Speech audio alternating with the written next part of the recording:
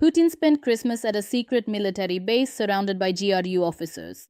For the third year in a row, the dictator is celebrating the holidays in the company of the military. However, this time, unlike the previous 2 years, the Kremlin did not name the church where the president attended the holiday service. According to information from the publication Agentstvo, the church is located on the grounds of a GRU military unit in the Moscow region. Standing closest to the president among the military was the commander of the unit, Alexei Galkin, who was awarded the title Hero of Russia during the Second Chechen War. Kremlin-pool journalist Alexander Yunashov reported before the Christmas service that Putin would spend the holiday surrounded by participants of the so-called special military operation. Covering this event will not be easy because among the participants there will be those who cannot be shown publicly. According to an analysis by the publication Agentstvo, the president of the Russian Federation spent Christmas at the Church of the Great Martyr George the Victorious, located on the grounds of the Senezh Special Purpose Center, Military Unit 92554 in Solnekhnogorsk.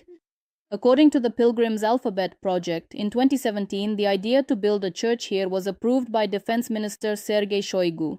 As reported by the Telegram channel Kremlin Snuffbox, after information surfaced about an attack on Putin's residence in the Novgorod region, Alina Kabaeva allegedly asked Putin to relocate her and the children to another, more secure place. Kremlin Snuffbox, citing sources in the Federal Protective Service, FSO, writes, Putin did not make a decision about the relocation, making it clear that there may not be any more secure places for year-round residents in Russia. Except perhaps for bunkers, but those can hardly be considered comfortable, the channel claims. Let us recall that it was Russian Foreign Minister Sergei Lavrov who announced the attempted attack on the Novgorod region residents on December 29th. The statement was made against the backdrop of negotiations between Volodymyr Zelensky and Donald Trump in the United States. The Russian leader also personally discussed this with the President of the United States during their conversation. At first, Trump was angered by the information about the attack on the residence, but a few days later he publicly stated that the United States did not believe the attack had actually taken place.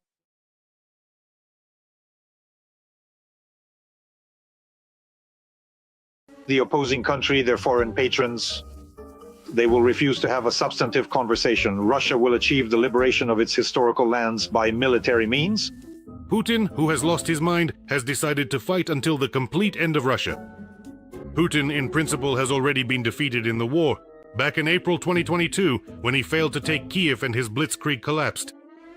Any other reasonable leader would have immediately sought a truce to save the lives of his own soldiers and the integrity of the country. But Putin suffers from a severe form of mania, a sense of grandeur that at the same time borders on a deep inferiority complex. This affliction does not allow him to admit his own defeat. After all, he swam in a submarine, flew with the cranes, took out terrorists in the bathroom, seduced a gymnast, blackmailed Europe with gas, and now he can't manage to conquer and reign in some Ukraine. Ladies and gentlemen, I would also like to ask you a question.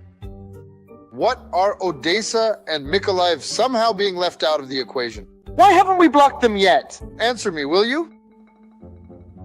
Maybe we need to curb our appetite and understand what our army is actually capable of? What about the capabilities of the Ukrainian army? In the end, we've been watching the convulsions of the Russian army, economy and statehood for 4 years now. Despite the fact that the occupiers are constantly advancing, their defeat is only a matter of time. And there isn't much time left. Even the most fanatical propagandists among their own people no longer believe in victory, or even anything resembling victory. How is that? It's a regime at the top, with some KVN comedian, a satirist like Zelensky at the helm. It turned out like this. He held out, you see, he managed to endure. This is actually a kind of cultural and civilizational expression.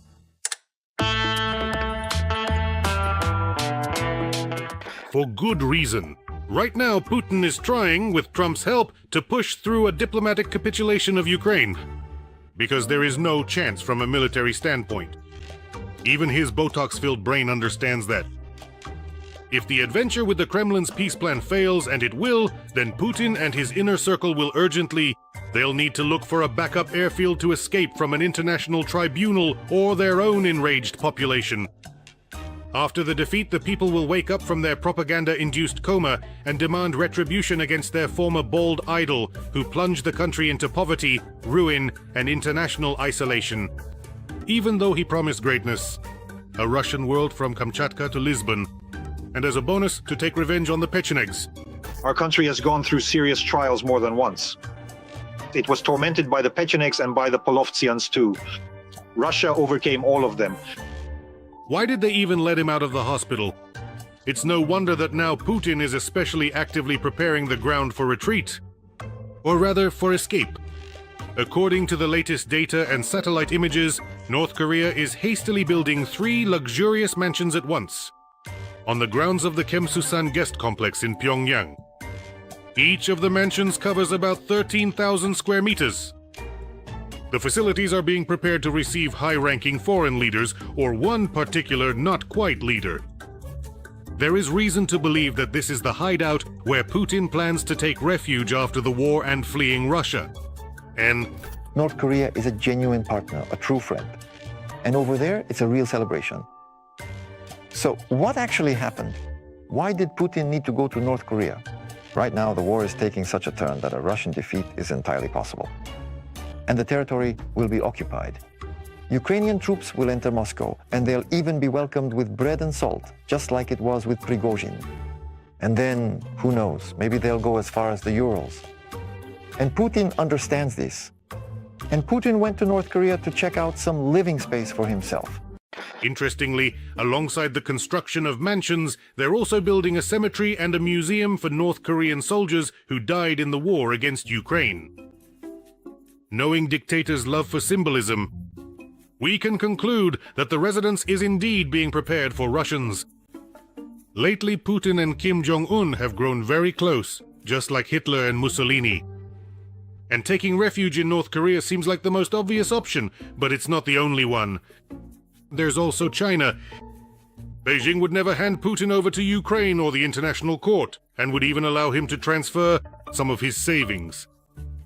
It seems like the perfect option, but Putin himself wouldn't want to hide out in China. Once again, his wounded ego wouldn't allow it. He's already in fact a vassal of China and a personal lackey to Xi Jinping. But to end up physically dependent on them is even more terrifying for him than death. Putin would never want to end up in China in the same position as Yanukovych. In other words, if he leaves power, if he gives up his post, then most likely he'll be killed by his own people, by his own inner circle. So, in a situation like this, when a dictator steps down, well, just look at your Yanukovych, right? He lives in Moscow now. But is that really living? Just imagine Putin, a man who considered himself the ruler of the world, who was at the head of a nuclear superpower, formerly the largest in the world. And suddenly he has to live in some North Korea, even in the most luxurious palace there. Not long ago, Venezuela could have been a refuge for a fugitive war criminal. But something went wrong. I truly and deeply love with all my heart and soul, and cherish.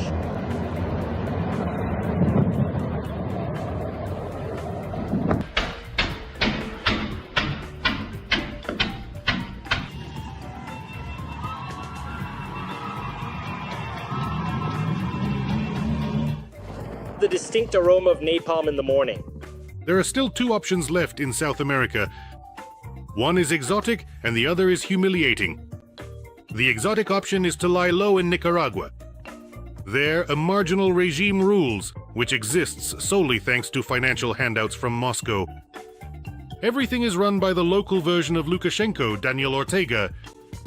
He persecutes dissent, has imprisoned the opposition, and delights in all the crimes committed by Russia.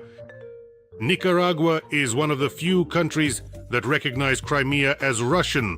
We have gathered here today for the significant occasion of signing documents on cooperation between the Donetsk People's Republic, the Luhansk People's Republic, the Zaporizhzhia and Kherson regions, as well as Sevastopol on one side and the Republic of Nicaragua on the other.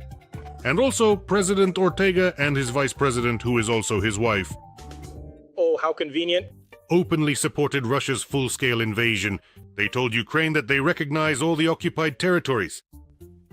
To top it all off, Ortega calls the president of Ukraine and the prime minister of Israel servants of Satan and Hitler. They wanted to bring the fascist Nazi president of Ukraine so that he would attend the summit. On Nicaraguan paper, the perfect place for a Botoxed dictator to grow old. But in reality, there is no guarantee that after Putin loses the ability to prop up Ortega's regime with Russian budget money, the American Chick-Chirik won't hand him over guts and all for a good cash reward. All the dictatorial regimes that support Russia only do so as long as the Kremlin pays their bills. Keep your money in a savings bank. No one can guarantee that this exact same current regime, some indeed, won't just throw them into the same mine. Those very oligarchs, they might just wall them up somewhere and keep the money for themselves. That's the least that could happen. Besides, what stable regimes even exist there? For decades? In America, the only shameful option left is to ask for asylum in Argentina. Judging by the massive drug trafficking organized directly by the Russian Foreign Ministry, that is, by Putin himself, there are connections. They exist there.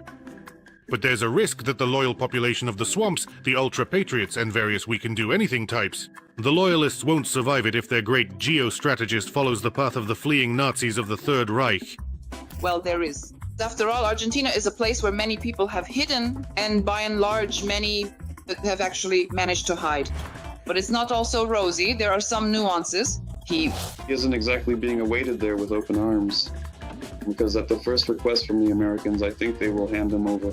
Well, except maybe for the initials in Cuba. Putin is a coward and a paranoid, which is why he's obsessed with his own security. During his time in power, he has built dozens of secret bunkers and hideouts all across Russia. For every possible scenario, there's a bunker under the Kremlin, one beneath the rock in Gelendzhik, one in Valdai in the Nizhny Novgorod region, the one Trump is so concerned about. Foreign Minister Sergei Lavrov is sending signals to Washington. According to him, on the night of December 29th, Ukraine attempted to attack Putin's residence in the Novgorod region with drones. In the sky, it was destroyed. 91 drones, claims Lavrov. No evidence whatsoever. Neither he nor the Russian military provide any proof for their words. But Putin's main storage facility, and that of his doubles, was built in Altai. So far away that neither an uprising crowd could reach it, nor a nuclear missile could find it. The construction is personally overseen by the head of the central bank, Hermann Greff. Which means this is no ordinary dacha, but one with Koshai's needle. Hermann Greff, that is, Sberbank of Russia, bought this airport in Gorno-Altaysk in April, literally just a month and a half ago. It's not needed for any business, for anything of mine, it's unnecessary. This could only be necessary if the Tsar really intends to hide in these mountains, along with the locals, and we'll discuss that now. Putin knows that he is a war criminal and the main villain on planet Earth, and like any criminal, he is afraid of being caught and punished. That's why he frantically digs bunkers and looks for escape routes. But he won't be able to hide for long. If he doesn't believe it, he can ask Saddam Hussein.